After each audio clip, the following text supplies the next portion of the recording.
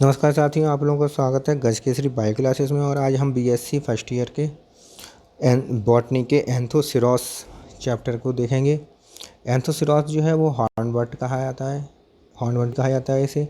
इसका क्लासिफिकेशन है पोरियोफाइटा, एंथोसिरोटॉप्सिडा, एंथोसिरोटेल्स, एंथोसिरोटेसी, एंथोसिरोस। ठीक है। इसका जो मेजर थैलस है वो इस प्रकार का होता है। थैलस जो होता है वो गैमेटोफाइट होता है इनमें और थैलस में और इन्वोल्यूकर पाया जाता है। और इसके इन्वोल्यूकर से कैप्सूल, स्पोरोफाइट का कैप्सूल निकलता है। ठीक है। तो ये हो गई डोर्सल व्यू थैलस की। और वेंट्रल व्यू में क्या दिखता है हमें? वेंट्रल व्यू में इसमें राइजोइड्स, इसके जड़ें ऐसी संरचनाएं दिखती हैं जिसे हम राइजोइड्स कहते हैं। स्मूथ वॉल्ड राइजोइड्स होते हैं ये। और इसमें ब्लू ग्रीन स्पॉट्स पाए जाते हैं। इसका अकरेंस देख लेते हैं एंथोसिरोस का। एंथोसिरोस स्पीसीज का गैमेटोफाइट फ्लैट ग्रीन कलर का होता है। डोर्सो वेंट्रल तथा डाइकोटोमसली ब्रांच्ड थिन थैलस होता है, परंतु इसकी डाइकोटोमी स्पष्ट न होने के कारण थैलस इरेगुलर ब्रांच्ड मालूम होता है। इसके सभी स्पीसीज ठंडे, नम, छाया या खुले स्थानों में नदी नालों में बहते हुए झरनों के किनारे, पत्थरों के बीच में और गीली मिट्टियों पर ग्रो करते हुए पाए जाते हैं। थैलस का जो स्ट्रक्चर है वो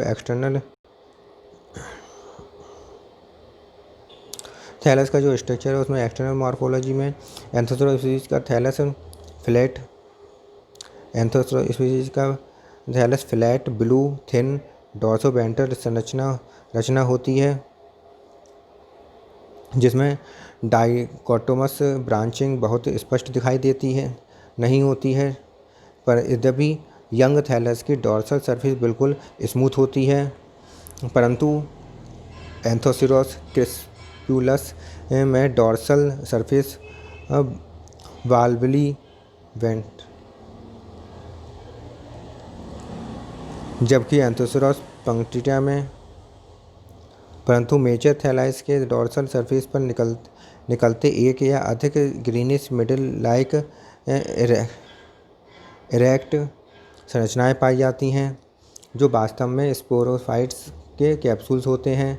संभवतः इन्हीं की उपस्थिति के कारण इसे हॉर्नबर्ड कहते हैं। प्रत्येक कैप्सूल के बेस के चारों ओर एक कॉलर लाइक प्रोटेक्टिव शीथ पाई जाती है, जिसे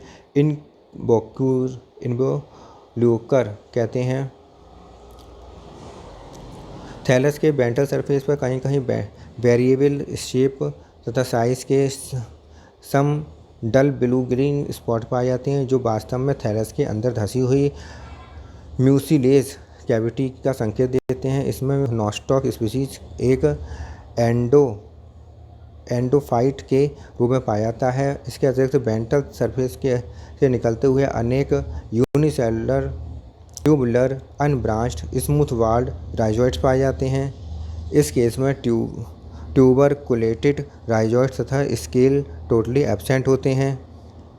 इंटरनल मॉर्फोलॉजी में जैसे कि चित्र से स्पष्ट हो रहा है कि एंथोसिरोस या स्पीसीज थैलस के बीएस में निम्न संरचनाएं पाई जाती हैं। कौन कौन सी संरचनाएं हैं? डोर्सल एपिडर्मिस, ये थैलस की सबसे अपर एक सेल मोटी कंटिन्यूअस क्लोरेनकाइमेटस लेयर होती है। Internal tissues of the thallus में एंथोसिरोस स्पीसीज में थैलस का इंटरनल टिश्यूज होमोलोगस तथा कॉम्पैक्ट क्लोरेनकाइमा का बना होता है, अर्थात इसमें फोटोसिंथेटिक तथा स्टोरेज जोन स्पष्ट नहीं होता। थैलस मध्य में अधिक थिक और धीरे धीरे मार्जिन की ओर पतला होता जाता है। थैलस टिश्यूज़ में कहीं कहीं म्यूसिलेज में भरी भिन्न विशेष शेप या साइज़ की कैविटी पाई जाती हैं, जिसमें नॉस्टॉक जिसमें नॉस्टॉक स्पीसीज एंडोफाइट्स के रूप में पाई जाती है। ये वेंट्रल एपिडर्मिस पर पतले स्लाइम पोर्स द्वारा खुलती है और इस कुछ स्पीसीज में कुछ साइजोजियस कैविटीज़ पाई जाती हैं। इसमें नॉस्टॉक नहीं पाया जाता है। जैसे चित्र में थैलस के एपिडर्मल सेल्स से लेकर इंटरनल सेल्स तक सभी में एक लार्ज डिस्क्वेड क्लोरोप्लास्ट व इसमें धसा एक पायरिनोइड्स पाया जाता है, परंतु कुछ रेयर स्पीसीज़ में क्लोरोप्लास्ट व पायरिनोइड्स की संख्या 2 से 4 तक होती है और यह करैक्टर ब्रायोफाइट्स की एल्गल एंसेस्ट्री का प्रमाण करता है। वेंट्रल एपिडर्मिस ये थैलस की सबसे निचली और एक सेल मोटी कंटिन्यूस लेयर होती है। इसकी कुछ सेल्स इलोंगेट होकर unicellular unbranched smooth walled rhizoid बनाती हैं। कहीं कहीं पर ये इस लेयर में बहुत सूक्ष्म स्लाइम पोर्स भी पाए जाते हैं जो अंदर की ओर नॉस्टॉक कॉलोनी से भरे म्यूसिलेज कैविटी में खुलती हैं। रिप्रोडक्शन में देखिए, वेजिटेटिव रिप्रोडक्शन 4 प्रकार से होता है। By progressive death and decay of older parts. इसमें क्या होता है कि थैलस का पोस्टीरियर भाग धीरे धीरे एपेक्स की ओर सड़ता गलता जाता है। अंत में ब्रांचिंग पॉइंट पर पहुंचते ही प्रत्येक ब्रांच एक इंडिपेंडेंट थैलस का रूप ले लेती है।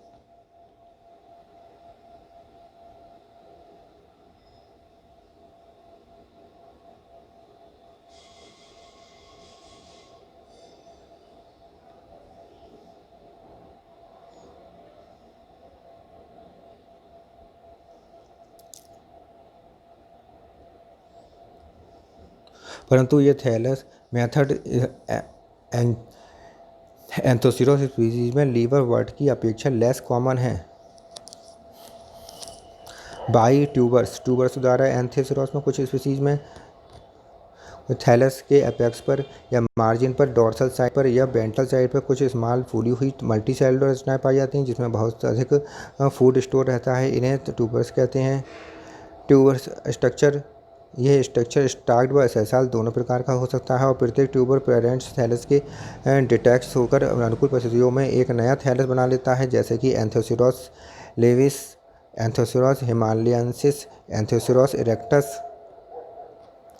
बाई जेमी द्वारा देखिए किस प्रकार बनता है। ये एक एंथोसिरोस की कुछ स्पीसीज में मार्जिन पर या डोर्सल सरफेस पर मल्टी सेलुलर जेमी पाई जाती हैं। ये पेरेंट थैलस से डिटैच होकर नए थैलस को निर्माण करती हैं, जैसे कि Anthoceros glandulosus, Anthoceros propaguliferus. By thickened fleshy apex. Anthoceros की कुछ स्पीसीज इसमें ड्राई कंडीशन में थैलस का एपिकल पार्ट फ्लैशी होता है तथा विषम परिस्थितियों में भी जीवित रहता है। अनुकूल परिस्थितियों में आते ही ये एक्टिव होकर नया थैलस बनाता है, जैसे कि एंथोसिरोस फ्यूजिफॉर्मिस। सेक्सुअल रिप्रोडक्शन, अन्य ब्रायोफाइट्स की तरह एंथोसिरोस स्पीसीज में भी सेक्सुअल रिप्रोडक्शन प्रिमिटिव ऑर्गेनिज्म होता है। इसके स्पष्ट मेल से फीमेल सेक्स ऑर्गन को कमजा एंथीरिडिया व एर्किगोनिया कहते हैं। इसकी कुछ स्पीसीज मोनोसियस, कुछ डायोसियस होती हैं। इसके दोनों सेक्स ऑर्गन थैलस टिश्यूज में पूरी तरह से धंसे रहते हैं। और स्ट्रक्चर सेक्स ऑर्गन देखिए कैसे प्रकार बना हुआ है। आर्किगोनिया का ये स्ट्रक्चर है। इसमें एक्स सेल्स हैं, बीसीसी हैं, एनसीसी 4 से 6 होती हैं और कॉलर सेल्स 2 से 4 होती हैं। कॉलर सेल्स जो डोर्सल साइड पर खुलती हैं और उसके ऊपर क्या पाया जाता है, फनल शेप्ड म्यूसिलेज माउंट होता है।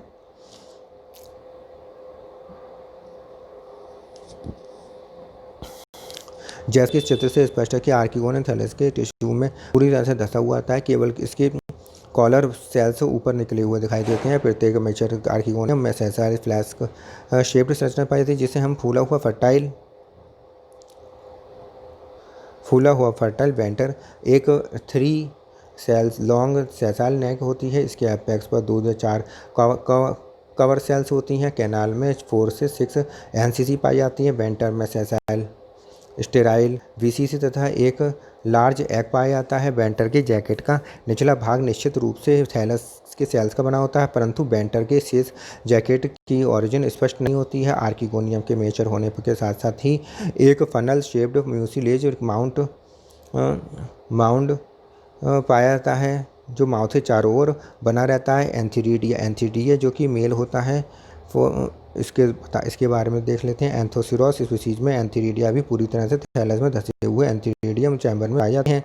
प्रत्येक चैम्बर का रूप केवल 2 सेल मोटा होता है और प्रत्येक चैम्बर में एक से लेकर 25 तक एंथीरिडिया पाए जाते हैं। इनकी संख्या भिन्न भिन्न स्पीशीज में भिन्न भिन्न होती है। ये देख लिए एंथीरिडिया का थैलस का पार्ट दिया गया है। ये क्या है? Roof of the antheridial chamber. ये roof of the antheridial chamber है। इसमें ये एंथीरिडियल चैम्बर है, इसकी रूफ है ये। और इसमें ये क्या है? एंथीरिडियम, प्राइमरी एंथीरिडियम में दिखाया गया है। जैकेट, ये बाहर की तरफ एक जैकेट है। जैकेट, इसके अंदर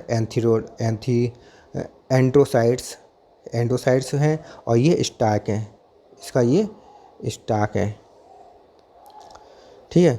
और ये क्या है? एंथीरोजॉइड्स का स्ट्रक्चर इस तरह का होता है, बना लीजिएगा।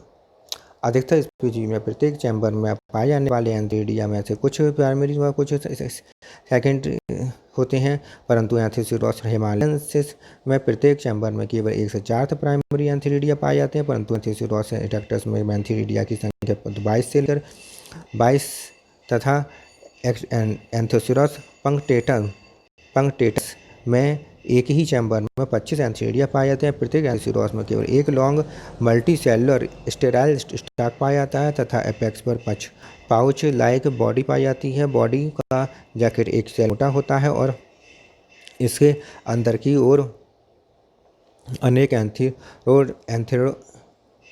एंथ्रोसाइट्स पाए जाते हैं। पानी के संपर्क में आते ही एंथीरिडियम जैकेट का एपेक्स खुल जाता है और एंथोसाइट्स बाहर निकलने लगते हैं और मेटामॉर्फोसिस के द्वारा एंथीरोजॉइड निर्माण करते हैं। प्रत्येक फ्री एंथीरोजॉइड एक यूनिसेलुलर इलोंगेटेड हैप्लॉइड एपिकली बाइफ्लैजेलेट होता है। फर्टिलाइजेशन किस प्रकार होता है ये भी देख लेते हैं। प्रत्येक एंथीरोजॉइड के पास म्यूसिलेज माउंट में अनेक फ्री एंथीरोजॉइड पहुंच जाते हैं। इस प्रकार इस एक समय में एनसीसी तथा बीसीसी टूटकर इसी समय एनसीसी और बीसीसी टूटकर म्यूसिलेजनस मेटेरियल बनाता है तथा दोनों कवर सेल्स टूटकर अलग हो जाती हैं। अंत में कोई एक एंथीरोजॉइड्स आर्किगोनिया प्रवेश करके एग को फर्टिलाइज कर देता है और जायगोट में बदल जाता है। इसके बाद धीरे धीरे नेक का शेष भाग भी डिजेनरेट होने लगता है और जायगोट स्पोरोफाइट में डेवलप हो जाता है। मेचर स्पोरोफाइट के बारे में समझ लेते हैं। स्ट्रक्चर के बाद जायगोट में कुछ वर्टिकल तथा ट्रांसवर्स डिवीजन के फलस्वरूप एक मल्टी सेलुलर मास बनता है। इसमें बेसल पार्ट एक बल्बस तथा कुछ एंकर शेप्ड हॉस्टोरिया फूट बनता है तथा अपर पार्ट इलोंगेटेड कैप्सूल बनता है। दोनों के जंक्शन पर एक इंटरकैलरी स्टेमेटिक जोन बनता है। इस प्रकार एक मेचर स्पोर के एलएस पर निम्न भाग स्पष्ट हमें दिखाई देते हैं। फ्रूट, इंटरकलरी मेरिस्टम आदि।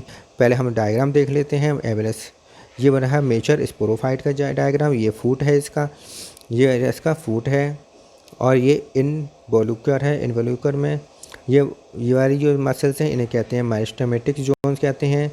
ये आर्की स्पोरियम है। आर्की स्पोरियम के अंदर स्यूडो इलेटर मदर सेल्स पाई जाती हैं। स्यूडो इलेटर मदर सेल्स से स्पोर टेट्राड बनते हैं। स्पोर टेट्राड से आगे चलकर 4 स्यूडो इलेटर्स बनते हैं। स्यूडो इलेटर्स बनते हैं।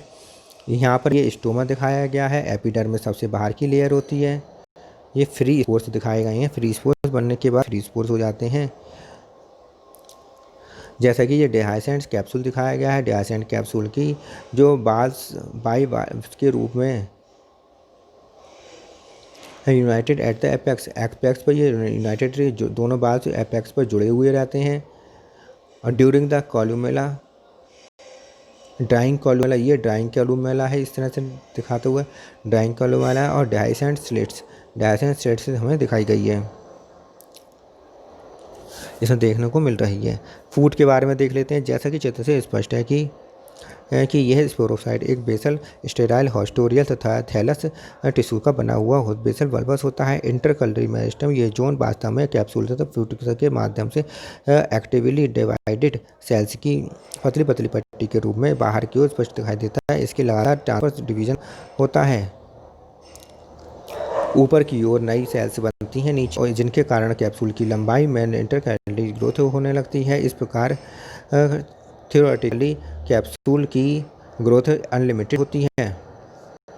कैप्सूल ये स्पोरोसाइट का सबसे लंबा महत्वपूर्ण इरेक्ट फर्टाइल पार्ट होता है। ये बाहर से देखने पर कुछ निडल जैसा दिखाई देता है। इसमें निम्नलिखित बाहर से अंदर की ओर संरचनाएं होती हैं। सबसे बाहर जैकेट होता है। कैप्सूल के आउटर मोस्ट लेयर जो होती है वो एक रक्षात्मक आवरण होता है। इसकी थिकनेस 4 से 6 लेयर की होती है। 4 से 6 लेयर इसके ऊपर पाई जाती हैं। आउटर मोस्ट लेयर स्टोमेटिफेरस एपिडर्मिस की होती है। जैकेट की सभी सेल्स यंग स्टेज में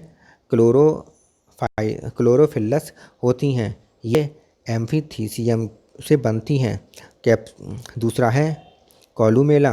कॉलुमेला ये कैप्सूल के केंद्र में स्थित स्टेराइल सेल्स की 16 लंबी कतारों का बना हुआ होता है। स्तंभ जैसी रचना होती है। ये एंडोथीसियम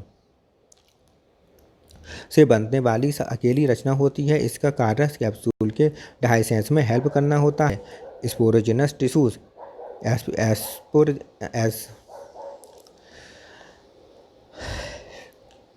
इसकी स्पीसीज के एंथोसिरोस स्पीसीज के केस में स्पोरोजिनस टिश्यूज एम्फीथीसियम से बनता है। इसकी यंगेस्ट स्टेज इसे आर्किगोनियम भी कहते हैं। छोटी छोटी डेंसली प्रोटोप्लाज्मिक सेल्स से बनी होती है। कैप्सूल के बेसल रीजन में पाई जाती है। धीरे धीरे अपर रीजन में पहुंचते हैं। आर्किगोनियम की सेल्स स्पष्ट रूप से अल्टरनेटली स्पोर मदर सेल्स गोल तथा स्फेराइल होती हैं। स्पोर मदर सेल्स तथा लंबी sterile pseudo elaters mother cells में डिफरेंशिएट हो जाती हैं। अंत में प्रत्येक स्पोर मदर सेल्स मियोसिस द्वारा एक स्पोर बनाती है, स्पोर टेट्राड बनाती है। ये स्पोर टेट्राड है। Pseudo elater mother cells metamorphosis द्वारा यूनिसेलुलर या मल्टीसेलुलर ब्रांच्ड रेगुलर या irregular sterile hygroscopic pseudo elater बनाती है। धीरे धीरे स्पोर टेट्राड में से अलग होकर सीडो इलेटर के साथ साथ एक पाउडरी मास बनता है। स्पष्ट है कि ये एंथोसिरोस का कैप्सूल क्रमशः ऊपर से नीचे की ओर मेचर होता जाता है। Dehiscence of capsule and dispersal of spores capsule के एपिकल पार्ट के मेचर होती है। एपिकल पार्ट में मेचर होती है।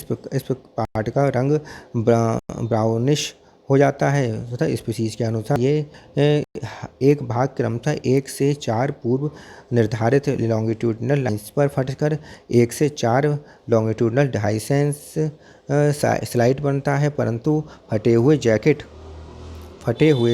के वाल एपेक्स पर बहुत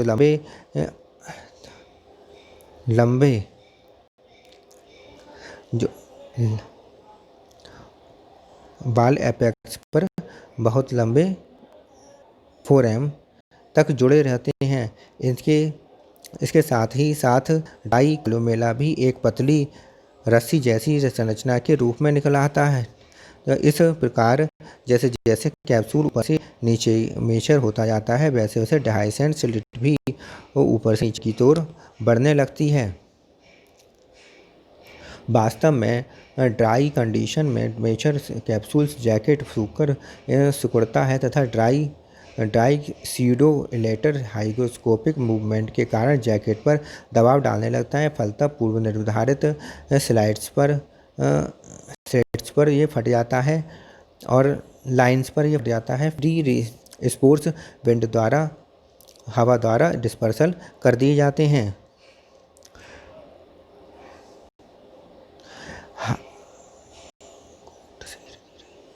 जाइगोट से धीरे धीरे स्पोरोफाइट के बनते, ये स्पोरोसाइट से शुरू में लिखना था क्या, जाइगोट के से धीरे धीरे स्पोरोफाइट के बनने के साथ साथ थैलस सेल्स बहुत तेज़ी से डिवाइड करती हुई ऊपर की ओर बढ़ती है और संपूर्ण यंग स्पोरोफाइट की चारों ओर से घेर लेती है।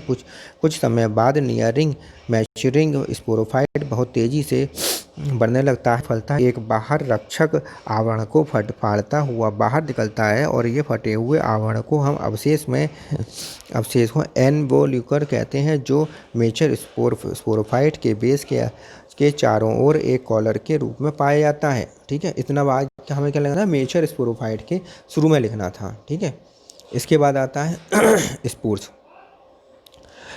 का ये देखिए सरफेस व्यू दिया गया है, इसमें ऑर्नामेंटेड साइन इसकी होती है और ये विच चेंज टू ल्यूकोप्लास्टिड क्या है, जो विच चेंज टू क्लोरोप्लास्ट, जो क्लोरोप्लास्ट में चेंज हो जाती है ल्यूकोप्लास्ट। और एंटाइन होती है, इसमें न्यूक्लियस होता है, एक्साइन होती है। यह है स्पोर का डायग्राम। प्रत्येक प्रीमेचर एक यूनिसेलुलर यूनिन्यूक्लिएट हैप्लॉइड करी गोल रचना होती है। इसकी वाल्गी आउटर थिक इरेगुलर ब्रिटल भंगुर होती है, लेयर को एक्साइन तथा intine, inner thin smooth flexible layer को इंटाइन कहते हैं। जर्मिनेशन के समय स्पोर पानी की ओर सोखकर फूलता है और एक्साइन वीकेस्ट पॉइंट पर बस्ट हो जाता है। इंटाइन जर्म ट्यूब के बाहर आ जाती है और जर्म ट्यूब के एपिकल पार्ट में दो ट्रांसवर्स तथा दो वर्टिकल डिवीजन में से एक ऑक्टेंट बनता है। इसी के एपिकल क्वाड्रेंट बहुत इलेक्टिवली डिवाइड तथा रीडिवाइडली अंत में एक होता है। अंत में एक नया यंग डोर्सोवेंट्रल थैलस आता है। एपोस्पोरी किसे कहते हैं, the production of gametophyte directly from the vegetative cell of sporophyte की वेजिटेटिव सेल से डायरेक्ट हम गैमेटोफाइट बनाते हैं, तब इसे कहते हैं एपोस्पोरी कहते हैं। Example Anthoceros laevis are detailed account of apospory in Anthoceros was later given by Schwarzenbach 1926। ठीक है, तो आज हमने आपको एंथोसिरोस के बारे में का पूरा कंप्लीट चैप्टर पढ़ के सुना दिया, जिससे कि आपको कोई भी चीज़ पढ़ने में आसानी हो जाए, कोई भी चीज़ पढ़ने में रह ना जाए। अगर आपको राइटिंग समझ में नहीं आता है तो जैसे मैंने आपको बोला है वैसे वैसे आप लिखते चले जाइए और इसको कंप्लीट कर लीजिए अपने रजिस्टर पर। अपने साथियों के साथ शेयर कर दीजिए वीडियो, लाइक कर दीजिए वीडियो, पहली बार चैनल पर सब्सक्राइब कर लीजिए और बेल आइकन को दबा लीजिए, जिससे कि सभी वीडियो आपको पास टाइम टू टाइम पहुंच जाएं।